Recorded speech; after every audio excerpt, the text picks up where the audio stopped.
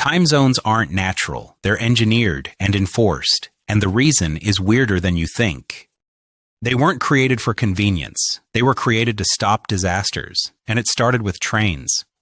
Stay with me, because once you see this system, you'll never unsee it. It's everywhere, and it controls your day, and it was built under pressure. Oh. Before time zones, time was personal. It was local, and it was tied to the sky, and for most of human history, that was enough. Noon meant the sun at its highest point. Morning meant light, and night meant darkness. Your town's clock matched your town's sun.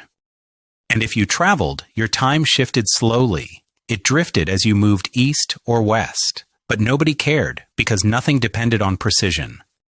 Life moved at human speed. Messages traveled as fast as a horse or a ship. Meetings were flexible, and around noon was acceptable.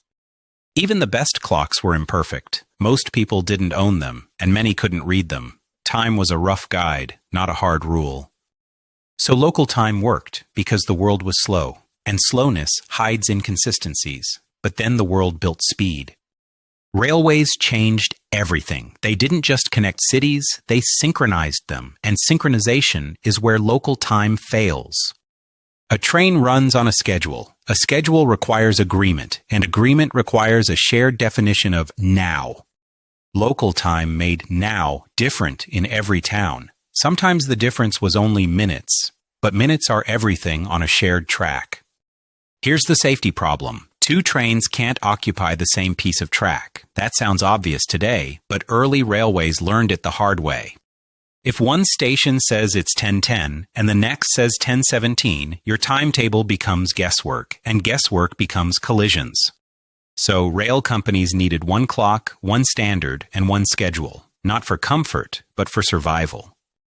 Now imagine the 1800s timetable nightmare. Every station uses local solar time. Every city is a little different because longitude changes the sun's position. In Britain, local times varied by minutes. In the United States, the variation was chaotic because there were so many towns. Try to publish one national train timetable in that world. You'd need pages of exceptions and tiny notes, and passengers would still miss trains.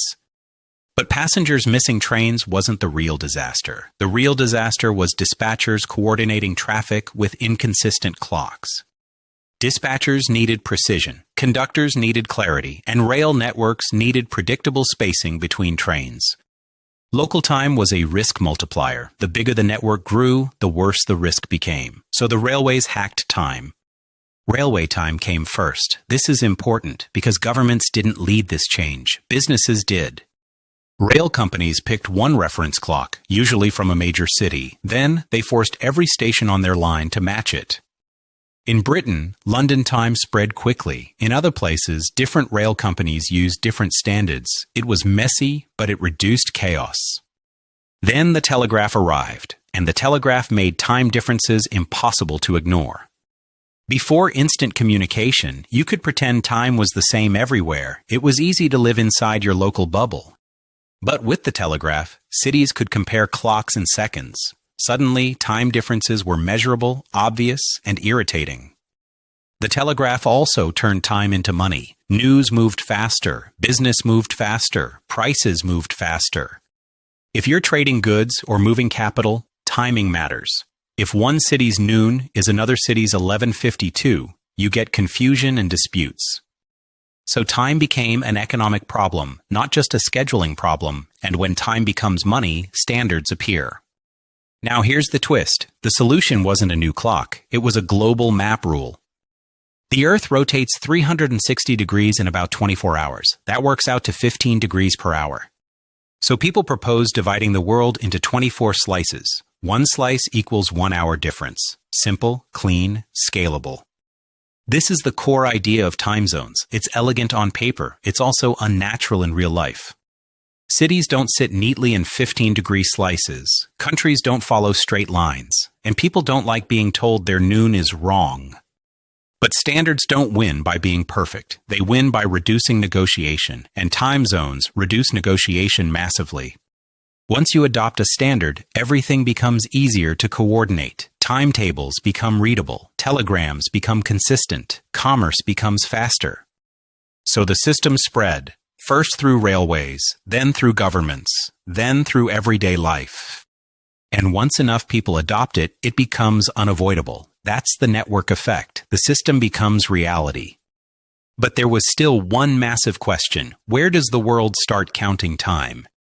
If you want global time zones, you need a 0 point. You need a prime reference meridian. For centuries, countries used different prime meridians. It was a pride issue, a navigation issue, and a power issue. So how did the world pick one?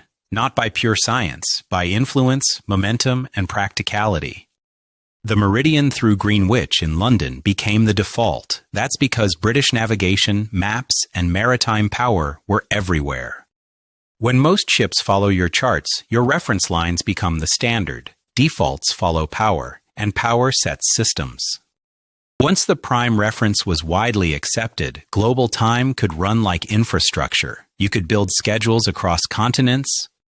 Now you could coordinate ships, trains, and telegraphs across borders. You could create global markets with synchronized openings and closings. And over time, this engineering fix became a cultural reality. People began living by the system, not by the sun. But here's what makes time zones so strange. They look clean in theory, but messy in practice. That's why time zone borders zigzag. That's why they follow political borders instead of longitude lines. And that's why some countries choose half-hour offsets. Some even choose quarter-hour offsets. It's physics meeting politics. Time zones became a tool of governance too. A government can choose a time zone to unify a country, or to align with trading partners, or to signal identity. Time is a standard, and standards are power. If you control the standard, you influence behavior. That's why time zones aren't just geography, they're policy, and policy always leaves fingerprints. Now let's bring it back to the weird reason. Time zones weren't made to help you feel organized. They were made to help systems run safely. Railways needed them to prevent collisions. Telegraph networks needed them to synchronize information. Modern life still needs them for coordination. Airports run on them. Shipping runs on them. Finance runs on them. Even your phone depends on them. It updates automatically when you cross borders. It assumes the world runs on standardized time. And you probably never notice that assumption because the system is invisible when it works. But if the system breaks, everything feels wrong. Flights miss connections, meetings collapse, markets desync, and logistics stutter. So next time you check the time, pause. You're not just reading a clock, you're joining a global agreement.